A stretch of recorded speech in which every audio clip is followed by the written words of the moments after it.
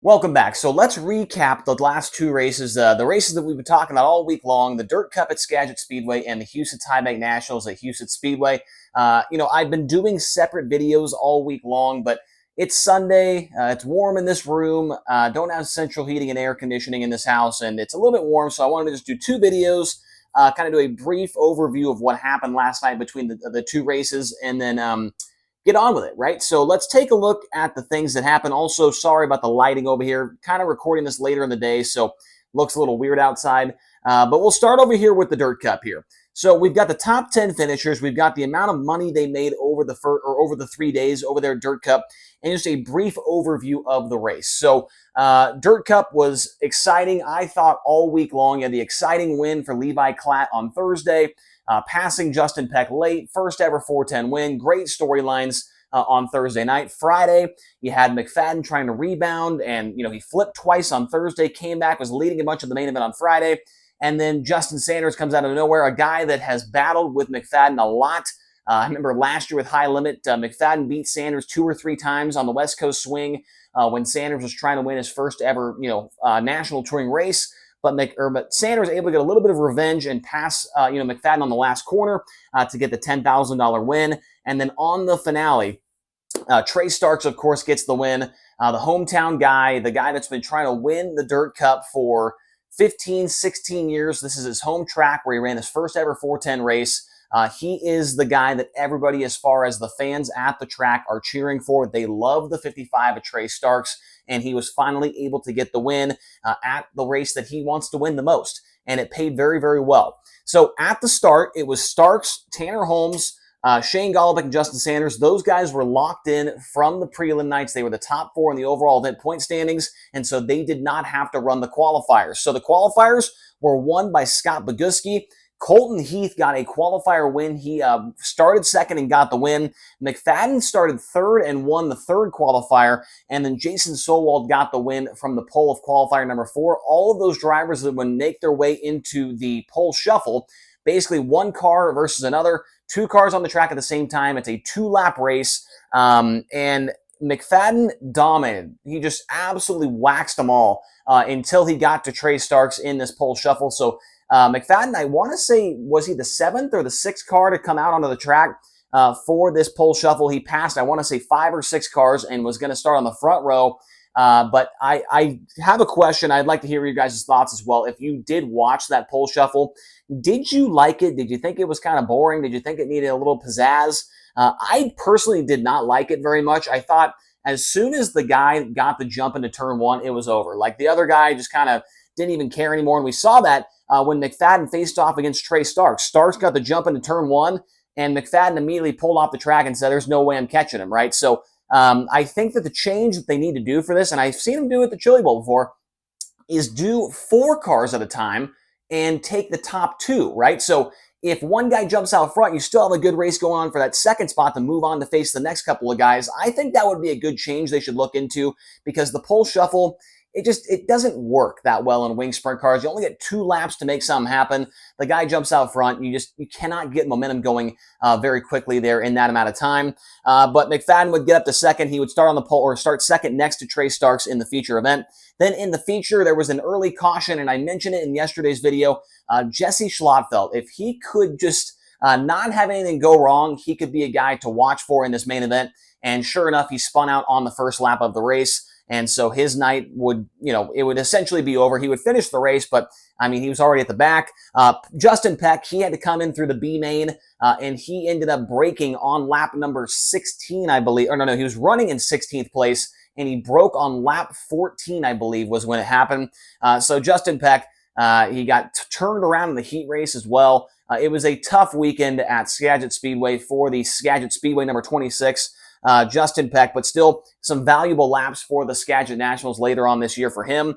And then Trey Starks, he would lead this main event early on in the feature. He would lead laps 1 through 13, with McFadden kind of staying in his tracks and Tanner Holmes right there as well, running in the 3rd spot. And then Tanner Holmes got going on the top of the racetrack very, very quickly. He made his way around McFadden, and kind of in commanding fashion. I mean, he just went right by him and acted like it was just some random guy out there. But it was James McFadden. He drove right by him, moved into second. And then a few laps later, there was a move from Holmes into turn one through a big slider on Trey Starks. He'd tag the cushion and drive away. I mean, it was a textbook perfect move right there from Tanner Holmes to take the lead away. Maybe caught Trey Starks off guard a little bit. They're in the middle of lap traffic, and Tanner Holmes, I mean, just kind of threw a flyer right across the nose of the 55 and was able to drive away. He would lead a handful of laps in this race, but then the yellow would come out for Peck, and then on the ensuing restart, there would be a red flag for Caden Steele and Robbie Price, and then they would open up the red flag. And a very interesting thing happened during that open red. So Holmes is leading, Starks is second, McFadden is third, and under the open red, the infield reporter, Eric List, great guy, and he has improved a ton in his reporting. Nice job by Eric to get this story. But Trey Starks is telling his crew guys under the open red to change a bunch of the fuel settings or check out how the fuel's coming in. I don't know if he changed a pill or if they changed some fuel lines or cleaned them out or something. But the car apparently was not running very well in those first 15 or so laps. And so under the open red, they went to work. And I mean, that's not something I've seen in my experience under open reds, is them cleaning out the fuel system and changing things as far as the fuel system goes. But they, in fact, did that, and it worked, because on the restart, Trey Starks would then get back by Tanner Holmes on lap number 18. And after that, I wouldn't say it was a dominating performance by Trey Starks, because Tanner Holmes was able to keep up with him, and he would show the nose a few times. He wouldn't get back by him. But Tanner Holmes would keep him, would pace him and all that good stuff, right? But then it seemed like Tanner Holmes' car was just way too tight there after the open red. You could see him kind of cranking the wheels left, and the front end's bouncing around on the cushion.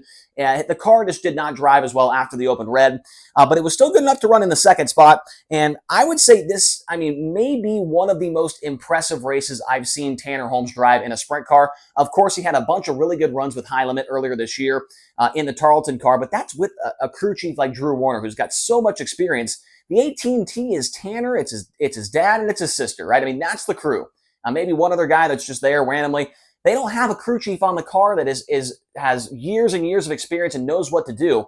And so for Tanner Holmes to be able to put that together, with those circumstances and still run second and almost win this race, may be one of the most impressive performances I've seen from him in a sprint car in his career. But Trey Starks, in the end, he finally gets the one that he's been wanting so badly, and that is, of course, the Dirt Cup. He would come home with the win after starting on the pole, $114,376 with the lap money involved there for Starks was his total haul for the week. That's with all three prelim nights as well. Tanner, was that right? I believe that's right. 114,376. Yeah. Tanner Holmes on the 3 days there at Skagit, he made $52,800. James McFadden, $31,100. Both of those guys with the lap money for second and third. Shane Golobic on the week, $15,800. He ended up fourth in the overall main event, and fifth in the Dirt Cup feature was Justin Sanders.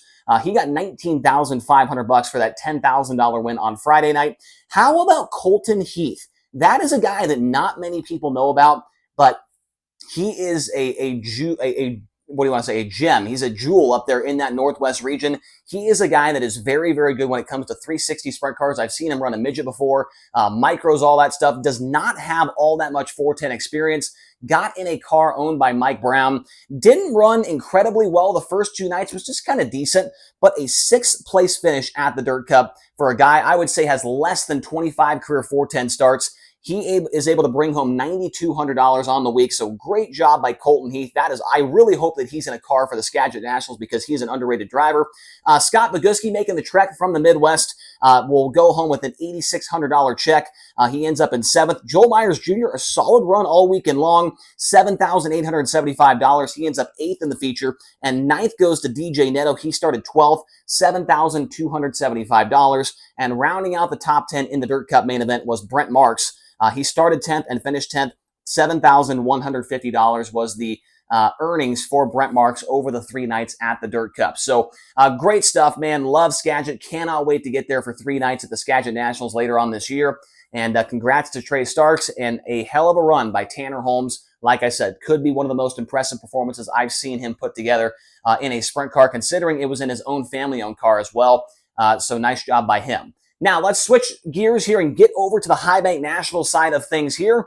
And it was a rough start to the night. I mean, I think they were like 2 hours behind schedule. They were about to put cars out there on the track for hot laps. I was driving and I had the stream up on my phone. So I was kind of driving and talking to my girlfriend over here and whatever.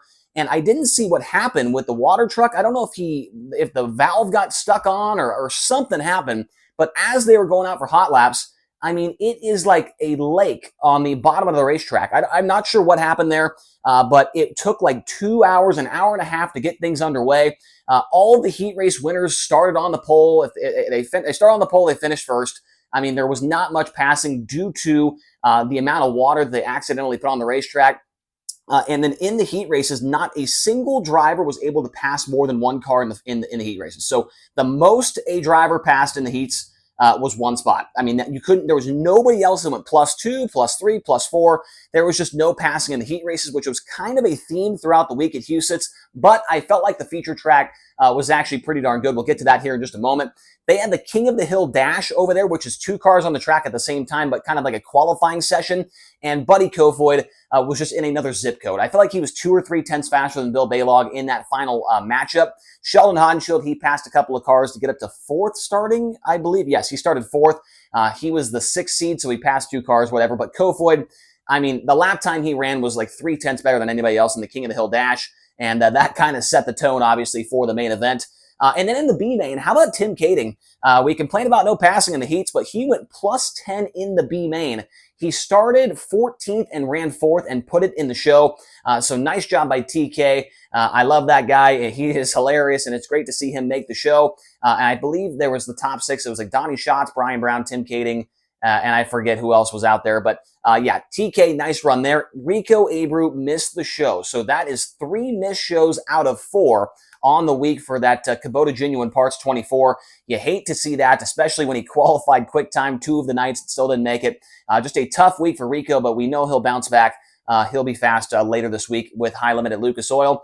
Bill Baylog would jump out to the early lead in the feature outside the front row. The top was good, and he was able to get around Buddy Kofoid early on. And then the track, like I said, it was good, but it was very weird. It ledged up a lot.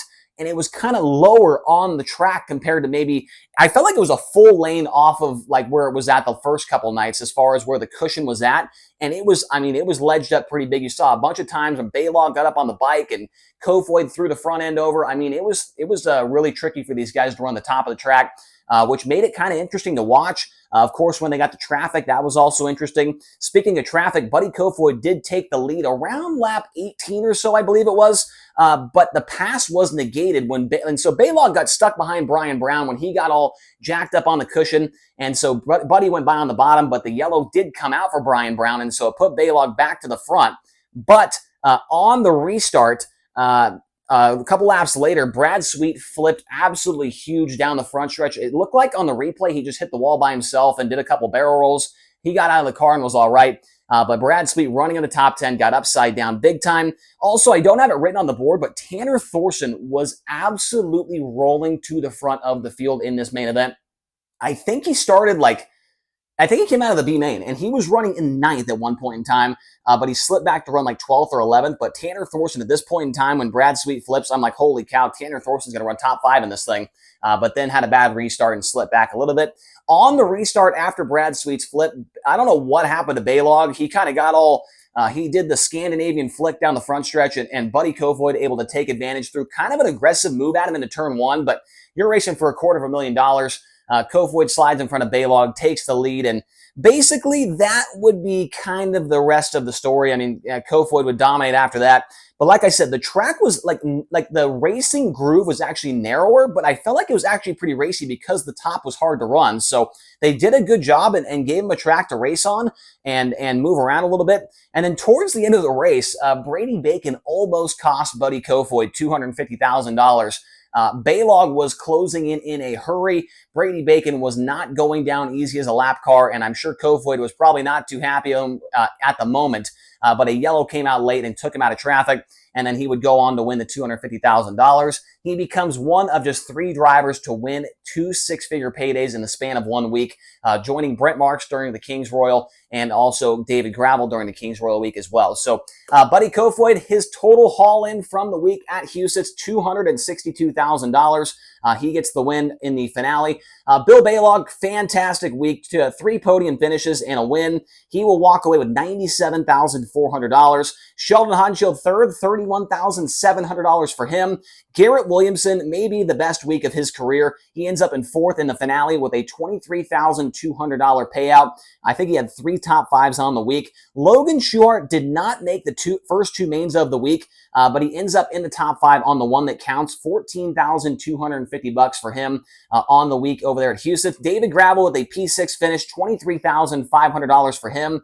I think that's the only finish outside the top 5 for Gravel all week long. Ryan Timms was good on the final night as well. He started 9th, ran 7th, $12,350 for Timms. Tyler Courtney was solid all weekend as well. He ends up in 8th, $15,950 for Sunshine. 9th with the Gio Selzy for $13,600.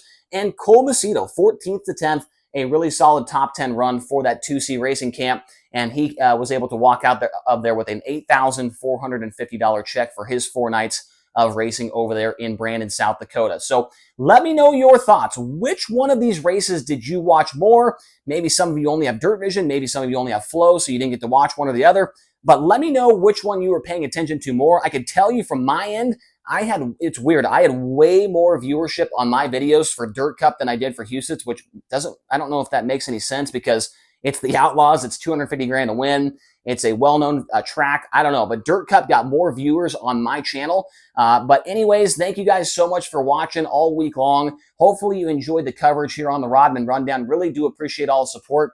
Now, make sure to comment down below, hit like, hit subscribe, and we'll talk to you guys again here soon on the Rodman Rundown.